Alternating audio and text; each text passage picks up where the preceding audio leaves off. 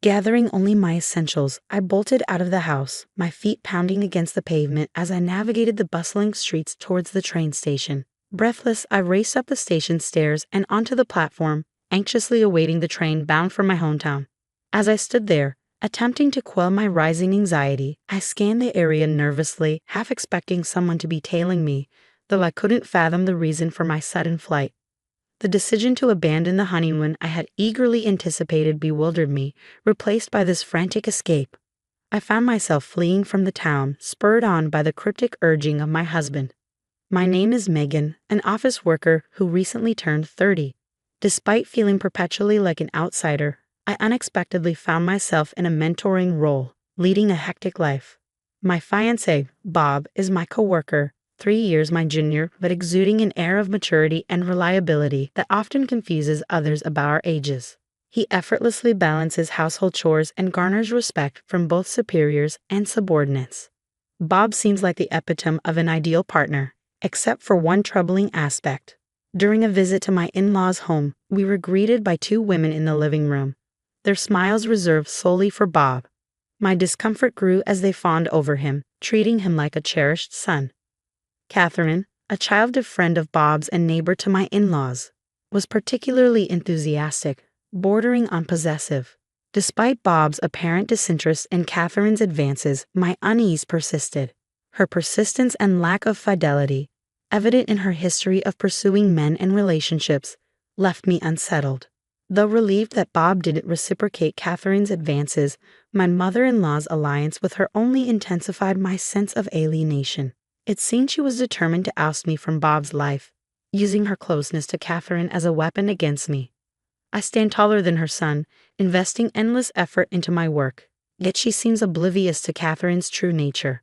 She perceives Catherine, with her poised demeanor and initial facade of obedience, as a manageable and praiseworthy addition to the family.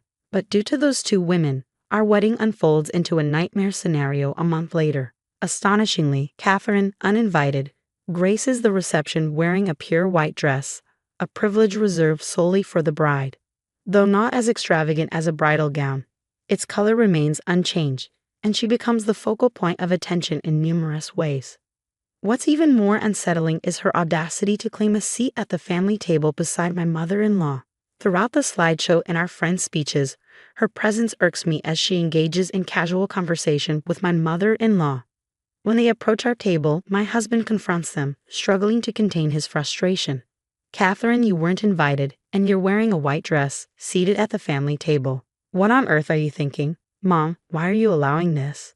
It's my childhood friend's wedding. I couldn't miss it, and white suits my complexion best.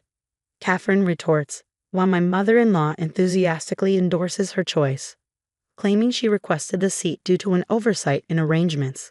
Helpless against his mounting anger, my husband looks to his father, who wears a pained expression, evidently overshadowed by his wife's domineering nature. Despite our year-long anticipation for this day, frustration threatens to overwhelm me. Yet I refuse to give them the satisfaction of seeing my tears.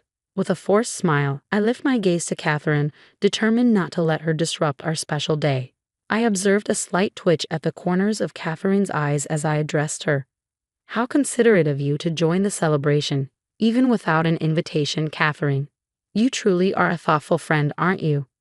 Her response was a grimace, countered by my remark about sharing her meal. My mother-in-law, sensing the opportunity to change outfits, swiftly interjected, "Oh dear, it's almost time for me to change. Please step back. I'm terribly busy after all. I am the main event." With practiced calmness, the attendant by my side gracefully urged others to make way for the newlyweds, ensuring the smooth flow of the reception. Catherine shot me a momentary glare with eyes that seemed almost demonic, before masking her expression with a saccharine smile and departing. I refused to be a damsel in distress, thanks in part to the excellent service of the attendant and the rest of the staff. Despite my exhaustion, the reception proceeded smoothly, with genuine blessings from everyone except those 2. Following our wedding, my husband and I decided not to immediately move in together, anticipating job transfers at the end of the fiscal year. We planned to meet for our honeymoon in Italy, departing from our respective homes to enjoy a romantic rendezvous. My excitement for our Italian getaway, my first overseas trip, was palpable. However, on the day of our honeymoon, as I nervously checked and rechecked my suitcase, my husband's frantic call shattered my anticipation. His urgent plea to cancel the honeymoon and return to my parents' home left me stunned and bewildered, with no explanation forthcoming. I stared at the phone, the abrupt disconnection leaving me bewildered. What could be happening? The frantic tone in my husband's voice had shattered my good mood, plunging me into a whirlpool of worry. Could he be involved in some sort of crime? The mere thought sent shivers down my spine. Forcing my trembling legs to move, I made the decision to heed my husband's instructions and return to my parents' home. Naturally, my arrival threw my parents into a panic. Their daughter, supposed to be off on her honeymoon, now stood before them with a pallid face. Witnessing my mother-in-law's disgraceful behavior at our wedding only heightened their concern. Despite my desire to explain the situation, I found myself at a loss. I didn't even know why I was there. Then, a call from an unknown number pierced through the tense atmosphere. Instinctively sensing something amiss, I answered, bracing myself for the worst. It was the police. With a much gentler tone than I anticipated, the officer explained the reason for their call. We received a report about 2 women causing a disturbance at your apartment door. We've taken them into custody. The older woman claims to be your mother. My heart skipped a beat. Me? Involved in a crime? As I listened, I realized I had left the call on speakerphone, and my mother's bewildered shout echoed through the room. Even the police officer on the other end seemed surprised by the unexpected turn of events. I stood there, momentarily dumbfounded, before the realization hit me like a ton of bricks. The older woman the police mentioned, it had to be my mother-in-law, and undoubtedly Catherine was with her. But why were they here on the day of our honeymoon? I had a sinking feeling they were the cause of my husband's panic. Our flight had departed hours ago, yet here we were, robbed of our dream honeymoon in Italy. No Venice, no pizza, no pasta, no tiramisu. All the delights I had been eagerly anticipating. It felt like a cruel joke, one I was not inclined to forgive. Those people are complete strangers, I stated firmly to the police officer, with my mother seated beside me. Suddenly, my mother-in-law's voice pierced through the phone, shrill with indignation. The officer quickly ended the call, thanking me for my cooperation. It was clear they had concocted this absurd scheme to cause me harm. Hours passed, and my husband finally arrived at my parents' house late into the night.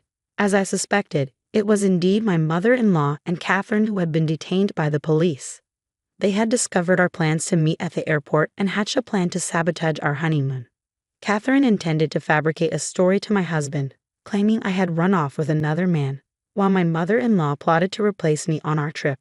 Their short-sightedness was astounding. Did they really believe they could seamlessly take my place at the last minute without consequences? But their sinister plan didn't end there. They had arranged for me to be taken to my mother-in-law's unemployed brother, a man I had never met. My husband's swift action, spurred by a call from his father, thwarted their nefarious plot. He'd arrived just in time to prevent further chaos. After sorting things out with the police, my husband apologized profusely for their actions and our ruined honeymoon. Exhausted from the day's events, he looked worn out, a stark reminder of the lengths he went to protect us from their madness. I couldn't bring myself to blame my husband, but my fury toward my mother-in-law and Catherine knew no bounds. Their actions were unforgivable, and I vowed never to forgive them, no matter what. From that day forward, I shifted from a defensive stance to an offensive one.